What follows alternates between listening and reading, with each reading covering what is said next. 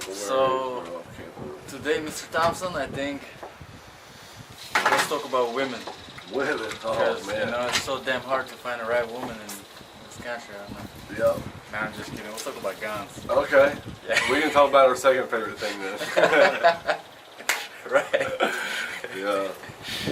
So, what about you? Tell me what you've been doing. This guy's got like a big following or something. I didn't know that. So, he's got like thousands and thousands of people that follow him. been doing like in the past year or like yesterday. Yeah. Tell me how long you been doing the subscribers on YouTube? How long you been doing the your YouTube channel? Yeah, so the YouTube channel I started December 2018. So this December is going to be 2 years. Wow. Okay. Yeah. 6,000 followers in 2 years. That's pretty good. Yeah. I honestly did not expect it to grow that much and that quick, I think, too. But the interesting thing is, that's one of the reasons why I always say that guns never let me down. As soon as I uploaded my first gun review, it was terrible. It was horrible. But Right.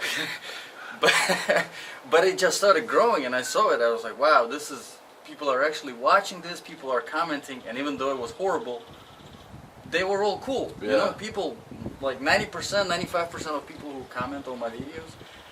Considering that there are a lot of trolls out there. Right. Do you have a lot of people following you from back where you came? From back in Uzbekistan? No, not a single one. Is that right? Not a single one. But I do get sometimes a few comments here and there from Russians, and they're like, "Hey, do you speak Russian?" Or they just say something in Russian. Right. Because they hear the accent. Right. Yeah. So, well, let me ask you about that. I mean, so all your followers are from here in America. Do people in Uzbekistan, are they kind of like the people here in America? They just don't have that ability to, have an interest in gun because the government won't allow them? Or, like the people here, they're following you, they're interested in what you're talking about. If given the same opportunity, do you think the people back home would do the same? That's a really good question.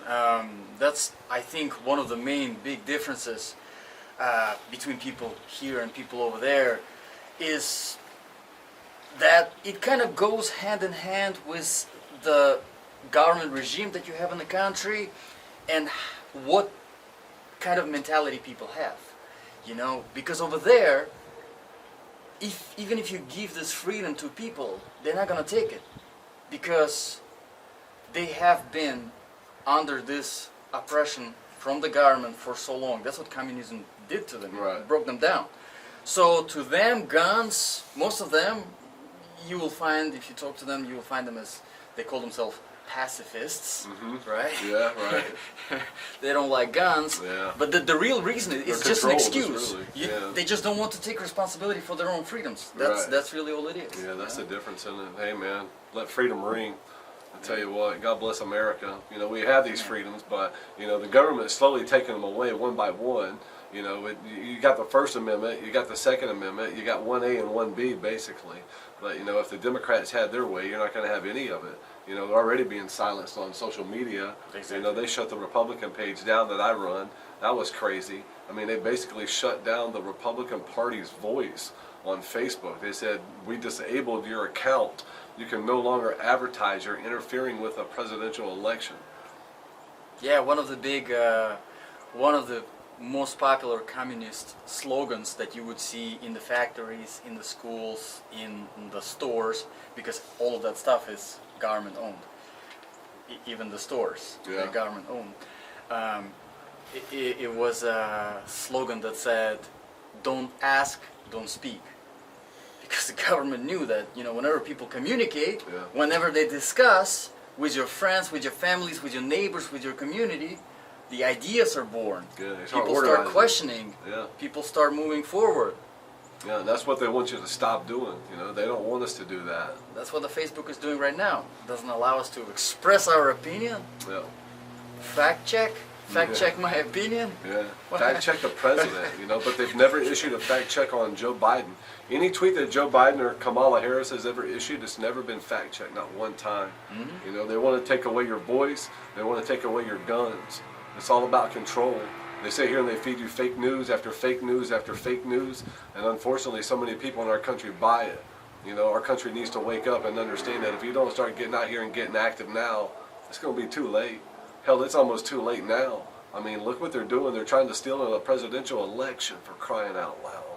Jesus Christ. Get off your ass for once and get out here and start pushing back. Yeah. Because if you don't, your kids aren't going to have the same rights that you did growing up. You know what? And I'm sorry. You know, my kid deserves better than that. Exactly. 100%. And that's one of the things that I always think about whenever I hang around, you know, conservatives, Republicans, is we are, you know, we are like family. We're friendly. We might not even know each other, but it's so easy to find that common language because all of us, we're patriots. We love this country. We love our freedoms, and these things that unite us, you know. But the problem is with a lot of conservatives and a lot of Republicans is that some of them are too friendly and too passive. They want to get along. They want to get along too much, and some things you have to understand that you don't want to get along with some things. You know, with people who want to take away your freedoms, with people who want to take away your guns so that you cannot protect yourself, and then go ahead and defund the police, the same people that protect you from the crime. You don't want to be united with those people, and sometimes you have to take a stand and you have to fight back. And I know that, you know, we say things like, okay, well, we're not going to argue with a fool, right? And Right. yeah, a lot of liberals out there are fools. You know, to me, the communists, you know, socialists, they are in two groups, right? There are idiots out there who have no idea what they're doing. They stand for nothing, and that's why they keep falling for literally anything that whoever they listen to, right, through their brainwashing media. Yeah. And there are socialist communists, the smart ones, that know how to take control of those idiots through the media, through the education, liberal elites. Yeah, and it's the same thing. They're horrible people regardless of whatever they are. If you ask me, exactly, right? The liberals are absolutely crazy. Unfortunately, they control the media in this country. Yeah, exactly. Right? That sucks. And I was going with this point to, we kind of see other social media platforms evolving because obviously Twitter, Facebook, they're so goddamn biased. It's like, that's ridiculously why biased. the hell am I even here anymore? You know? Exactly, right? So we have that Parler, we have that MeWe, and it's great. Yeah. I think we all need to support that. Right. We all need to join that and be united over there. But at the same time, I don't want people to run away from the fight, and the fight is right there. Right. And you know, some people, they say, but you gotta understand, some people aren't fighters. You know, some people are just meant for their role. And that's one thing, you know, that I struggled with the Republican Party. There's so many people who are like, hey, you know, how can I help? Well, you know, you can get out here and you can go knock on doors, you can make phone calls, you can come up to the meetings, you can, you know, bring friends, you can do this. But, you know, most of them just end up, you know, posting, you know, stuff on Facebook. You know, and that's okay. We need people to post shit on Facebook. But you got to understand, there's so much more to it than just posting stuff on Facebook. You got to get active instead of, you know, reactive. Yeah, and even if you're just posting stuff on Facebook, go ahead, post it. You know how many people I see that want to say something, or want to post something, or want to share something. Yeah. Even the post, let's say from Brendan Leslie, who's doing his job, right, reporting the facts, reporting the truth, and then people want to share it, and then they second guess because their liberal friends, their Democrat friends, they're gonna attack them for it.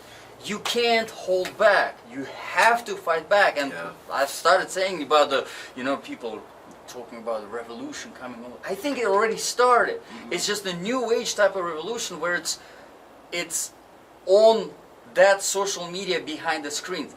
That's why the left is so aggressive, because they're sitting behind the screens. Most of them are keyboard warriors in their parents' basement. They cannot do nothing else. So they keep posting, they keep saying, they keep attacking conservatives.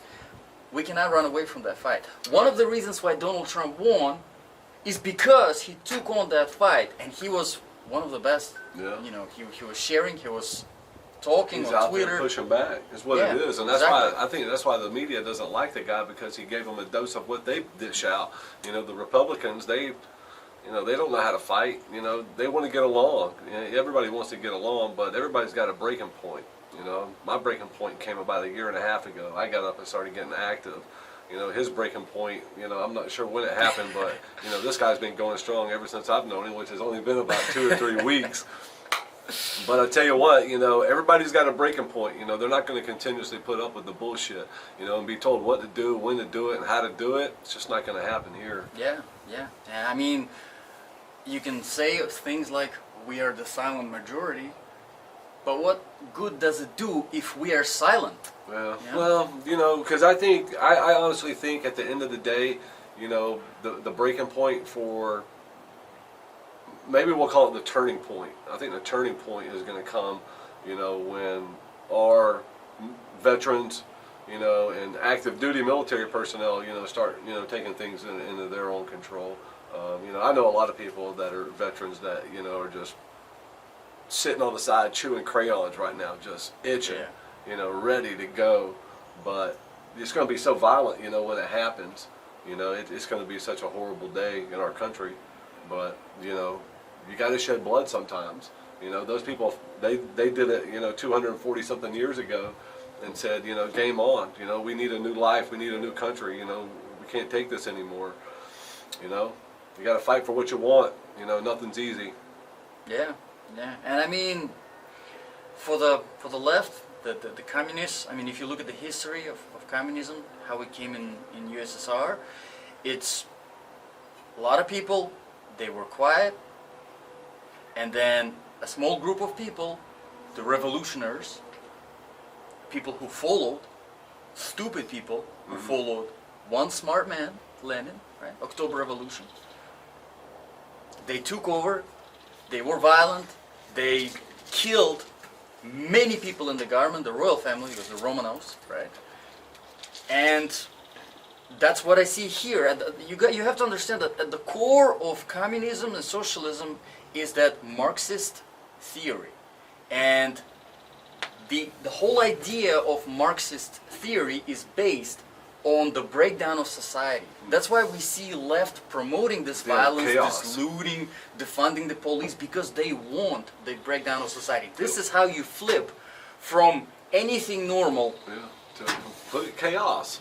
You know, then you can go and disrupt anything and change anything because people are going to demand it. You know. Exactly. I mean, look what happened. You know, in 2000 or in 2001 with the Patriot Act. I think, you know, that was born out of 9/11. You know, and George W. Bush. I mean, look at all the liberties that we lost with that. Yeah. You know, yeah, you're going out here and spying and getting great information, but, you know, at the same time, you're doing it at our expense. It's always for the greater good, you know, but, Yeah. you know, when is it for my good? Exactly. I don't know. I think we got to start bringing it back to my good. You know, country's gone so far out of control, it's almost embarrassing, you know, to even sit here and think about ever having a conversation with, you know, George Washington or, you know, anyone back that fought for our country and the revolution that, you know, happened. Crazy. Yeah.